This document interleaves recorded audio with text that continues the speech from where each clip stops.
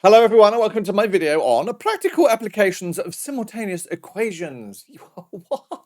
My name is Darren from Maffs Guru. You probably already know that because hopefully you are a firm viewer of all of my other content on Maffs Guru. Free to sign up, downloadable lesson notes, videos ordered by Cambridge and explained in an amazingly simple to understand way.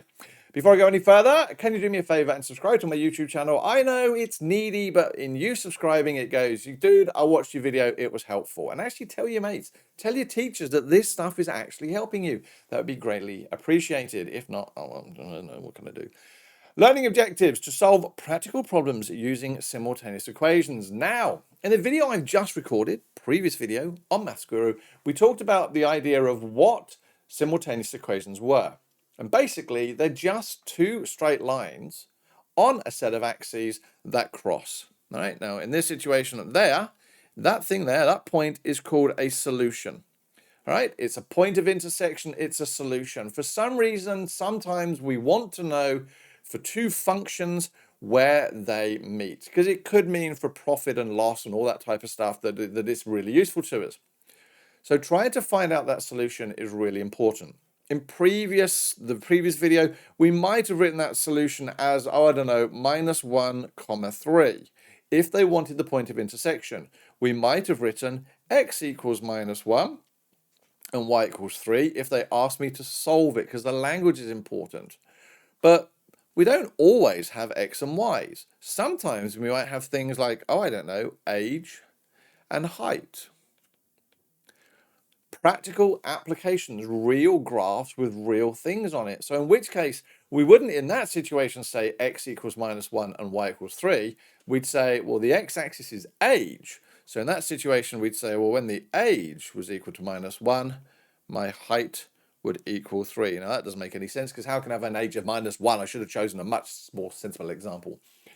But ultimately, the work in this video is about using your calculator, but now understanding what the answer is telling you and writing it in an appropriate way. So here, Mark buys 3 roses and 2 gardenias for $15.50. And Peter buys 5 roses and 3 gardenias for $24.50. Now, in an exam, the first thing you're going to do is identify that this is a simultaneous equations question. And the way I tend to say to people is where we are giving you two different sentences that seem to say the same thing but with different numbers, simultaneous equations. So like we've got 3 roses and 2 gardenias and 5 roses and 3 gardenias. I saw that and I was like, simultaneous equations. Next, you're going to try and work out how to write them as simultaneous equations. Now, as mathematicians, we're pretty lazy. We don't want to write roses and gardenias, all right? So is there a ladder we could use that could shortcut this? Well, of course there is. R and G.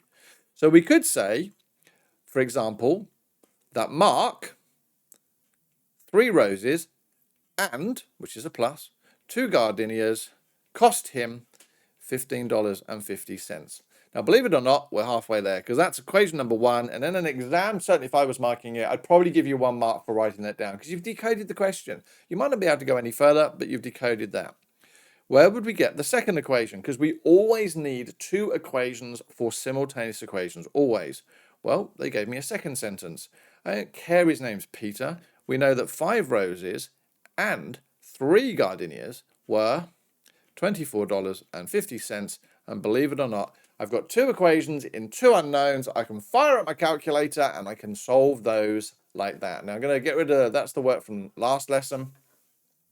Let's do a calculator screen and I'm going to go menu, algebra, solve system of equations, solve system of equations. I've got 2 equations and this is where we need to be careful because the x comma y, our equations do not have x and y's in it. And if you don't put r comma g there, your calculator is going to get really confused. In fact, it won't be able to solve it because you'll have x's and y's. The calculator won't know where there is an x and a y and life will go horribly wrong. So I'm now going to do 3r plus 2g equals 15.50 and I've got 5r plus 3g equals 24.50 and then hit enter and lo and behold. Now again, your calculator is dumb. It doesn't know what it's talking about. It's gone r equals and g equals.